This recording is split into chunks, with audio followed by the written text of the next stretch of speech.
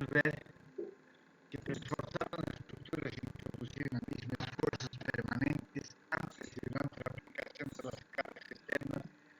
Esto significa la contraflecha que estamos creando para volverla una estructura elástica. Estamos empezando a darle elasticidad a nuestra estructura y estamos transformando una estructura plástica y débil en sí en otra elástica a la cual se puede aplicar la teoría de las estructuras, pero para esto siempre tenemos que velar seguridad y economía. Por lo general, el preesforzado consiste en hacer pasar a través de la estructura cables o torones estirados por medio de gatos hidráulicos, para la cual se debe colocar anclajes en los extremos para garantizar que la tensión que nosotros hemos creado de compresión permanezca dentro de ella. O sea, esta fuerza de P con el cual estiramos los cables y después los anclamos, estos cables al tratar de volver a su posición inicial nos está creando una fuerza de compresión interna que va a ser permanente. Entonces, ya sea por el eje neutro o creando cuando pasamos por el eje neutro, lo vimos ayer, nos crea una compresión pura. Pero si despasamos creando una pequeña excentricidad, vamos a crear un momento interno. Entonces, este momento interno más la compresión pura son las que van a aguantar todas las cargas externas, las tensiones que produzcan las cargas externas.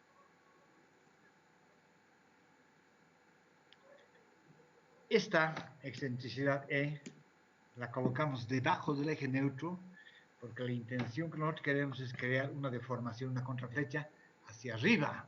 Y en el momento que nosotros creamos esta contraflecha hacia arriba, obviamente tenemos que cuidar que esta tracción que se produce en la fibra superior sea absorbida por el hormigón, ya que no vamos a tener ningún fierro que nos aguante la tracción producida en la fibra superior. Acuérdense que estamos deformando hacia arriba nuestra estructura, por consiguiente, esta contraflecha no debe superar la admisible. Y esta fuerza de preesforzado debe ser incrementada en su valor considerando las diferentes pérdidas. ¿Qué significa esto? Significa que nosotros testamos la estructura y empezamos a cargarle las cargas de carga viva, peso propio, etcétera, etcétera. Y esto va relajándose, o sea, la deflexión, la contraflecha que hemos creado empieza a bajar. Entonces estamos disminuyendo tanto la tracción de la fibra superior como la compresión en la fibra inferior. Acuérdense que ayer lo que les explicaba es de que el momento del pesado se producen las mayores tracciones en la fibra superior, pero también las mayores compresiones en la fibra inferior.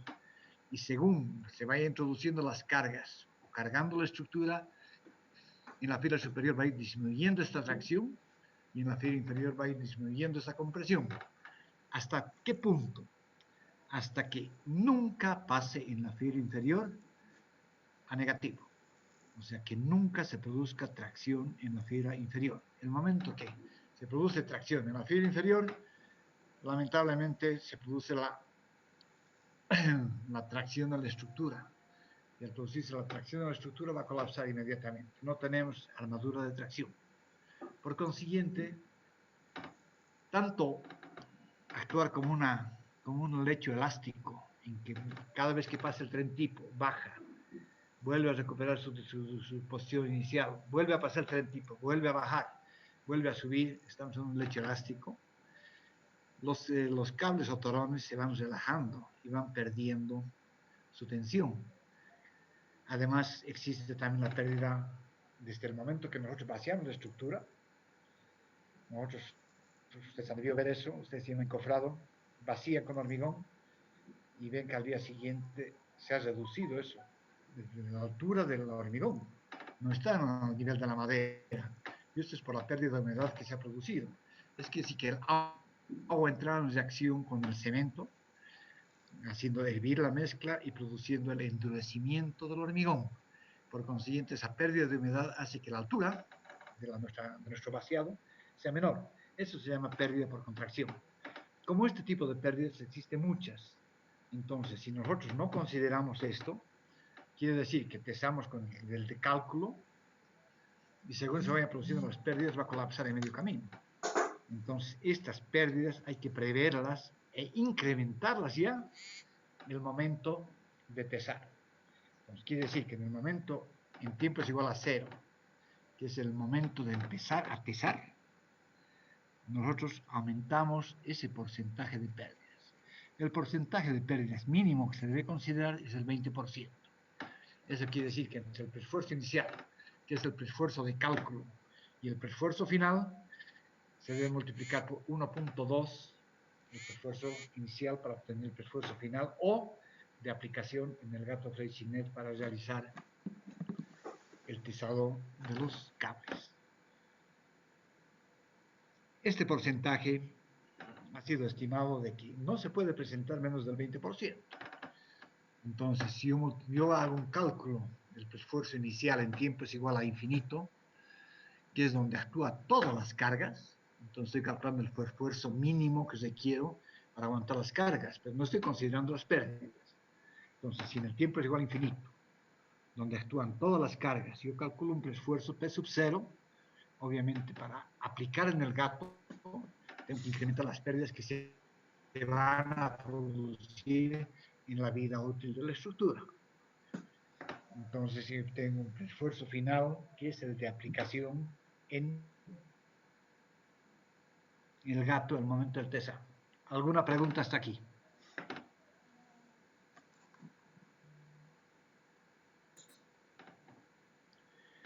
Primero, ¿se escucha claramente? Sí, que se escucha. Sí, que ¿Alguien tiene alguna pregunta sobre lo que es el sistema del preesforzado? Sobre todo esto nosotros calculamos en tiempos igual a infinito, considerando todas las cargas externas que nos van a producir un momento. Ese momento, dividirlo entre el módulo resistente, nos va a producir una tensión. Esa suma de tensiones, con esa suma de tensiones nosotros calculamos el preesfuerzo de cálculo. Y a ese preesfuerzo de cálculo aumentamos el porcentaje de pérdidas, que el mínimo es el 20%. Sí, que está bien. Muy bien. Digamos entonces, esta fuerza preesforzada calculada en función de las tensiones provocadas por las cargas externas debe ser incrementada en su valor considerando las diferentes pérdidas que se produzcan en la vida útil de la estructura, es lo que decía, mínimo de pérdidas 20%. Ahora, existen dos métodos para realizar un preesforzado en la estructura. Y estos dos grandes familias significan el pretensado y el posttensado. En realidad son dos que se llama pretesado o pretensado y posttensado o posttensado. ¿Qué significa esto? Significa si los cables han sido estirados antes del endurecimiento del hormigón o después del endurecimiento del hormigón. Vamos a analizar cada uno de estos sistemas, qué es lo que ocurre, pero al decir la palabra pre, quiere decir antes, y al decir post, quiere decir después. Generalmente esto se utiliza como pretensado y posttensado. La materia se llama preesforzado, entonces vamos a tener un sistema preesforzado, pretensado, un sistema preesforzado, posttensado, dependiendo si los cables han sido estirados antes del endurecimiento del hormigón o después del endurecimiento del hormigón. Estas son las dos familias que existen para poder realizar un preesforzado.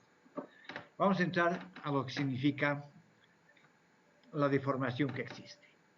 Cuando tenemos en conceptos generales básicos una estructura de hormigón, cuando aplicamos una carga puntual o una carga distribuida, se produce una deflexión hacia abajo. Aquí estamos viendo se ha deflectado y en hormigón armado la estructura se queda así, no se mueve directamente, se queda deflectada. En cambio, y aquí vemos en el hormigón armado, tenemos el fierro que nos va a aguantar la tracción y el hormigón que nos va a aguantar las tensiones de compresión. En cambio, en el hormigón preesforzado, estamos introduciendo una vaina, en esta vaina estamos introduciendo los cables, que al ser jalados nos va a deformar hacia arriba. Cuando vengan las cargas externas, esto va a actuar como una parte elástica, va a bajar y va a subir, va a bajar y va a subir, va a bajar y va a subir, y ahí es donde se producen las pérdidas. Entonces, preesforzar para aumentar la resistencia última del elemento. Estamos optimizando, si quieren, respecto al hormigón armado. Estamos recuperando, pasa la carga viva, se deflecta y vuelve a subir. Estas dos dos grandes familias existen, pretensado, pretensado, lo que les decía el postensado. Hoy en día vamos a ver el sistema preesforzado, pero el método pretensado o pretensado, cualquiera de los dos. Este término pretensado se usa para describir cualquier método preesforzado en el cual los torones se tesan antes del colocado del hormigón. ¿Qué quiere decir? Que nosotros vamos a colocar en un campo de tesado, este es un campo de tesado donde existen dos estribos totalmente rígidos, indesplazables, indeformables. Este es un estribo y este es otro estribo. Entonces, ¿cuál es el sistema pretensado que nosotros tenemos? Tenemos un campo de tesado que significa este de aquí, este es el campo de tesado, y antes de vaciar el hormigón nosotros anclamos a un lado y estiramos del otro lado. Entonces, primero estamos estirando los cables. Una vez que se han estirado los cables, entonces recién vaciamos el hormigón. Este hormigón está vaciado después de que han sido estirados los cables. En este sistema, fíjense que los cables tienen que ser totalmente rectos. No pueden haber cables oscuros porque estamos tesando primero los cables. Entonces, primero tesamos los cables y después vaciamos el hormigón. Y una vez que el hormigón ha adquirido su resistencia cilíndrica,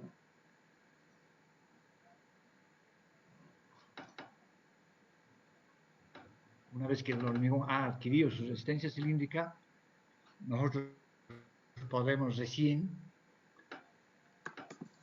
soltar lentamente aquí los anclajes, en este punto, los soltamos para que los cables, al tratar de recuperar su tamaño original, se produzca la compresión interna de la estructura. Es lo que estamos viendo. Y para esto, ¿cuáles son las condiciones que se tienen? Pueden ser 20, 30 cables que están colocados. Entonces, según los cables que vayamos soltando aquí lentamente para evitar el chicotazo, las resultantes de esos cables siempre tienen que caer dentro del núcleo central. Dentro del núcleo central. Entonces, si nosotros por alguna razón nos saldríamos de este núcleo central, entonces estaríamos provocando tensiones de torsión. Y al provocar tensiones de torsión, supónganse que la resultante, aquí tenemos una serie de cables colocados y aquí tenemos otra serie de cables colocados. Generalmente en el sistema pretensado son monotorónicos, se tesa uno por uno, que es diferente al sistema posttensado en que se aglutinan en un solo núcleo. En el sistema pretensado colocamos aquí los cables y aquí los cables, y si soltamos este y este, la resultante de eso tiene que caer dentro de este núcleo central. Al caer dentro del núcleo central estamos garantizando que no se va a producir torsión en la estructura. Entonces ha de ser una compresión perfecta. Ese núcleo central, el caso B, es igual al caso T, en caso de que sea una sección simétrica, y está equivalente, cuando estamos hablando de una sección rectangular, es igual a h sextos. ¿Eso qué quiere decir? Que la máxima excentricidad que nosotros podemos permitir en la resultante de los cables sea la excentricidad máxima. O sea, la excentricidad tiene que ser menor o igual a K sub B. Este es el sistema pretensado. Siempre la excentricidad se la mide en el punto de aplicación del gato. O sea, nosotros tenemos en el apoyo de la viga, aquí no puede exceder la excentricidad máxima, que es menor o igual a K sub B. Entonces, como aquí vamos a tener una excentricidad uniforme, no tenemos problema, pero esta excentricidad de aquí no podríamos aumentarla, porque al aumentarla nos estamos saliendo del núcleo central y nos va a producir torsión. Ese es el único cuidado que hay que tener en el sistema pretensado. ¿Alguna pregunta hasta aquí?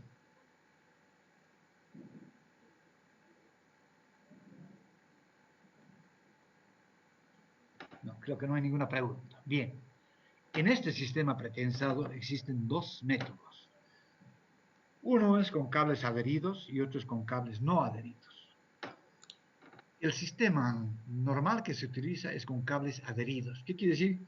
Que se estiran los cables, se vacía el hormigón y el cemento o el concreto está abrazando al acero.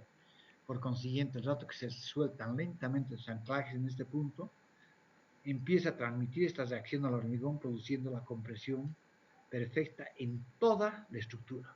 Eso se llama con cables adheridos. En este caso no necesitamos hacer nada porque el mismo hormigón está abrazando a los aceros que están colocados aquí y el acero, al tratar de retornar a su tamaño original, está haciendo de que se presente la compresión pura. Ese es en el caso de cables adheridos. El otro sistema que se tiene es el sistema con cables no adheridos. ¿Qué quiere decir? Que se coloca una vaina aquí y dentro de la vaina está el cable y se lo estira. Entonces, el dato que nosotros queremos transmitir, después se vacía el hormigón aquí, pero acuérdense que el vaciado del hormigón ya tiene que tener la vaina.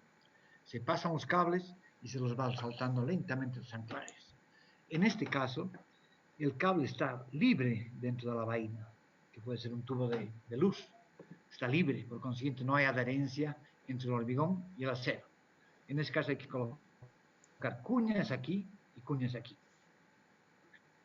Entonces, estas cuñas, al tratar de retornar el cable a su posición, van ingresando dentro del hormigón, produciendo la compresión de la estructura. ¿En qué caso es conveniente utilizar cables adheridos y en qué caso es conveniente utilizar cables no adheridos? En el caso de, por ejemplo, de viguetas prefabricadas que se utilizan en losas de edificios que hemos visto nosotros, bueno, edificios no, pero en viviendas, nosotros vemos que tenemos viguetas prefabricadas con plastoform o con elementos cerámicos. Allá es necesario colocar cables adheridos. Porque esto, cuando uno va a tienda y compra y dice de 540,